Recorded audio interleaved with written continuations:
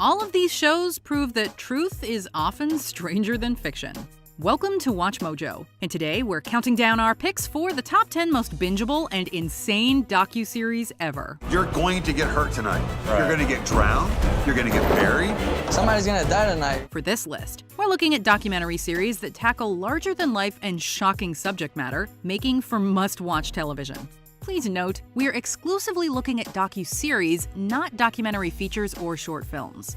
As such, Long Shot and Fire won't be considered, despite both making for an insane viewing experience. We will try to keep spoilers to a minimum, but some are inevitable. Number 10, Mick Millions. Fair warning, there's gonna be a fair amount of murders and mysterious deaths on this list. Mick Millions is an outlier in this regard. It's just about some good old-fashioned white-collar crime. And all I saw was McDonald's monopoly fraud with a question mark. And I go, what is that? But as the HBO series proves, blood needn't be shed to make an insane story. Mick Millions takes an in-depth look at a long-running case of fraud carried out between 1989 and 2001 by Jerry Jacobson. I do remember clearly feeling like I was in New York and I was listening to a mobster talking about running his mafia empire, some mafia don, because that's kind of how this guy came off. As the head of security for the company handling McDonald's annual Monopoly game, he was able to steal the rarest property pieces and pass them along for a portion of the prize. This is a happy day. Woohoo! Not only is the premise compelling, but the way it plays out often veers into the realm of the absurd thanks to the odd characters involved. Number 9, Making a Murderer. This was arguably Netflix's first mega hit of a true crime docuseries, inspiring countless imitators. And knowing her, what are your feelings for her parent? They must be going through hell. Making a Murderer follows the story of Stephen Avery, a man who was wrongfully convicted of attempted murder and sexual assault. It appears that an attempt was made to dispose of a body by an incendiary means. He served 18 years for a crime he didn't commit. Then, just 2 years after his release, with his civil case pending against the county to the tune of $36 million, Avery once again found himself under arrest, this time for murder. Come back to reality here. I am. No, you're not. I did 18 years. You think I want to do any more? Across the first season of the series, we're presented with a riveting tale of questionable police work and an alleged frame-up. The second season doesn't pack quite the same punch, but is a worthy investigation of the U.S. legal system. They got our family all torn right apart. It's not right. Number 8, Wormwood. From 1953 to 1973, the CIA ran a covert mind control operation called Project MKUltra. I ran into a couple of guys, one who just left the CIA, who said, if you think Watergate's something, in effect, he said, find out what we've been doing. That sentence might sound like something from a conspiracy theory Reddit thread, comic book, or sci-fi flick, but it is now a matter of public record. It confirms there was domestic spying on American civilians, unlawful wiretaps, the opening of private mail, even a drug testing program involving the use of LSD against unsuspecting persons. Of course, before it came to the attention of the masses, the vast majority of the documentation was destroyed by order of then CIA Director Richard Helms. And so, decades later, even armed with the surviving declassified documents, we are still putting together the pieces. You are in Fort Detrick, where some 600 military and civilian scientists work together in research at the Army Biological Laboratories to protect this country against a biological attack. In this 6-part miniseries, documentary filmmaker Errol Morris explores the CIA's use of LSD, the suspicious death of scientist Eric Olson, and the enduring mystery of MKUltra. Number 7, The Pharmacist. It's only a matter of time until this one gets turned into a biopic. It's that good. We were creating addicts all over this country. Purdue could have did things to stop this, but they saw the profits. In 1999, disappointed by apathetic police efforts, small-town pharmacist Dan Schneider took it upon himself to solve the murder of his son, who was killed while buying drugs. I started noticing a lot of kids around my son's age. 18, 19, 20, 25-year-old healthy people coming in with high-powered opiate prescriptions. This quest for justice soon evolves, however, into a battle against the growing OxyContin epidemic. Like something out of a crime thriller, this mild-mannered pharmacist uncovers a trail of corruption and profit-maximizing principles that goes all the way up to the top, implicating Big Pharma. Dr. Cleggett was putting these people straight to OxyContin 40 milligrams. She never started them at reduced doses and then worked their way up. It's an incredible story, sure, but the docuseries also highlights the complexities of opioid abuse and the ways in which it ties into questions of poverty, addiction, and the American healthcare system. I'm now an only child. It's so different without him around. Number 6, The Staircase. Though perhaps best known today as a Netflix original, the first season of this docuseries was released way back in 2004 under the French title Soupçon, meaning suspicion. What's wrong? My wife had an accident. She's still breathing. What kind of accident? Fell down the stairs. As fans of the true crime genre know all too well, these cases often span decades, and so subsequent episodes were released in 2013 and 2018 respectively. The Staircase follows the trial of Michael Peterson, an American novelist convicted of killing his wife Kathleen. The name of the series is taken from a staircase which Peterson claims took his wife's life. The forensic evidence, however, suggests a different cause of death. It just never occurred to Michael Peterson that people wouldn't believe him when he said she fell down the stairs.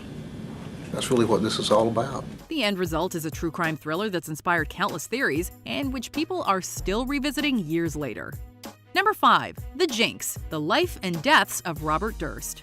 The true crime genre is full of stories about people who went to jail for crimes they allegedly did not commit. Less common, however, are tales of suspected murderers who walk free despite being linked to the deaths of multiple people. God, the guy looks like a librarian.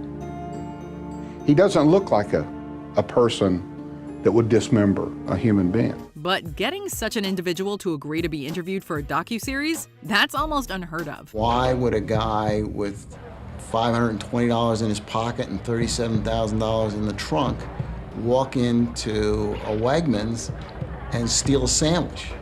The guy is crying out to be arrested, isn't he? The Jinx explores the disappearance of Robert Durst's wife Kathy, as well as the murders of his friend Susan Berman and neighbor Morris Black.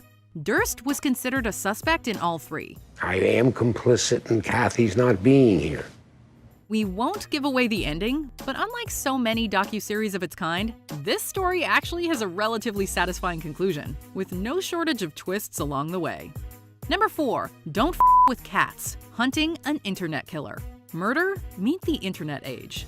There's no mystery in this 3-part Netflix original, but that doesn't make it any less compelling, bingeable, or disturbing. And so I was on Facebook one day and I found a post. A lot of people have been feverishly posting about a video. Don't F with Cats follows the rise to infamy of convicted murderer Luca Magnotta from the perspective of a community of online sleuths. Now, it doesn't necessarily mean that the person didn't buy a pack of cigarettes and then hop on a plane to Paris or, Berlin, but I knew they were North American cigarettes. Magnotta filmed himself killing a university student named Jun Lin and posted it online, subsequently becoming one of the most wanted men in the world. Hi, my name is Luca. Magnotta is my last name, Magnotta. Before that, however, he's thought to have been behind a video involving the torture and killing of 2 kittens. That's the video that rallied an internet community, and this documentary is the story of how they tried to bring him to justice before he could kill again. That looks exactly like the Petro-Canada gas station that I see in the photo, Luca, and guess what? That large gray cement apartment building is directly behind it. Number 3, Evil Genius, the true story of America's most diabolical bank heist. Watch this docuseries at your own risk. You may never be able to enjoy pizza quite like you did before, or feel comfortable going to the bank. Brian Wells walked into the PNC Bank with a cane and the collar around his neck. We later learned that the cane, it was actually a gun. This deadly robbery has to be one of the strangest crimes in American history. Evil Genius tells the convoluted story of Brian Wells, a man who, after completing a bank heist, was killed when the explosive device on the collar around his neck went off. We are hopeful that by showing a picture of the device, someone may recognize the instrument. It's like something out of a comic book or the Saw franchise. Though the nature of Wells' death is indeed morbid, it's just one small piece of a complicated puzzle that will have you on the edge of your seat. Marjorie Deal, D-I-E-H-L. Okay, and Marjorie Deal is at that residence now? Yes. Who is she to you, sir? I'll give you guys my story later on. Number 2, Wild Wild Country. Who's ready to take a trip down the rabbit hole? American history is made up of all manner of odd characters and strange chapters, but few can hold a candle to that of the Rajneeshpuram community. Now there are 2 ways. Either repress sex as it has been done by all the so-called religious traditions of the world, or transform it. Rajneesh. This controversial group, led by Guru Bhagwan Sri Rajneesh, left India in the 1980s and settled in Wasco County, Oregon. Though the community seemed to center around sexual liberation, meditation, and dancing, Rajneesh was equally known for his love of material wealth. Beautiful city. Example for the universe. As the story progresses, the dream soon begins to unravel as tensions rise between Rajneeshpuram and the locals of Wasco County. Sheila, a former secretary of the Bhagwan Rajneesh, faces charges of fraud and attempted murder in Oregon. Bioterrorism, a Rolls-Royce collection, power struggles, and questions of constitutional freedom. This documentary has got it all. When you have a basically unstable personality, coupled with tremendous power over enormous numbers of people, you have a potentially lethal situation. Actually, no. If you've seen these Stefan memes, our number one pick actually has everything. But I'll let you wait until after these honorable mentions to find out what the most insane and bingeable docuseries is. As if you don't already know. He confessed he's going to prison. Isn't that the way it works in America? Justice has been served. We're going to have her spend the rest of her life in prison. Competitions will start to happen. This is not just cheerleading, this is a sport. These really are athletes out here. Doug Coe is the longtime leader of the family. He's the most powerful man in Washington you've never heard of. He said the more invisible you can make your organization, the more influence it will have. They didn't treat him as a killer, but as a friend. Uh-oh, got the handcuff? Henry never lived so good. Every day brought him a strawberry milkshake. It was like he was a movie star. Before we continue, be sure to subscribe to our channel and ring the bell to get notified about our latest videos. You have the option to be notified for occasional videos or all of them. If you're on your phone, make sure you go into your settings and switch on notifications. Number 1. Tiger King. Murder, mayhem, and madness. Wild Wild Country might have the word wild in its title twice, but when it comes to docuseries, it simply doesn't get any more wild than Tiger King. Come here, you sexy beast. Hi, little man. This explosively popular Netflix original series broke the internet in March of 2020, becoming a true cultural phenomenon. It's about big cat collectors, breeders, and conservationists. You're an animal rights person, and you try and come into this facility, this is what you're going to be greeted with. Specifically, it focuses on the bitter feud between Joe Exotic and Carol Baskin, two figures on opposing sides of the big cat debate. Carol Baskin's third husband, and they can't find his body. Okay, we believe that she fed him to the tigers. Both are wildly eccentric individuals, and as filmmakers Eric Goode and Rebecca Chaiklin unravel this complex narrative, the twists and shocking reveals come fast and heavy. But honestly, no plot summary can prepare you for the insanity of Tiger King. You just have to watch it for yourself. About an hour ago, we had an incident where one of the employees stuck their arm through the cage and a tiger tore her arm off. I can give you your money back, or I can give you a rain check. Do you agree with our picks? Check out this other recent clip from WatchMojo, and be sure to subscribe and ring the bell to be notified about our latest videos.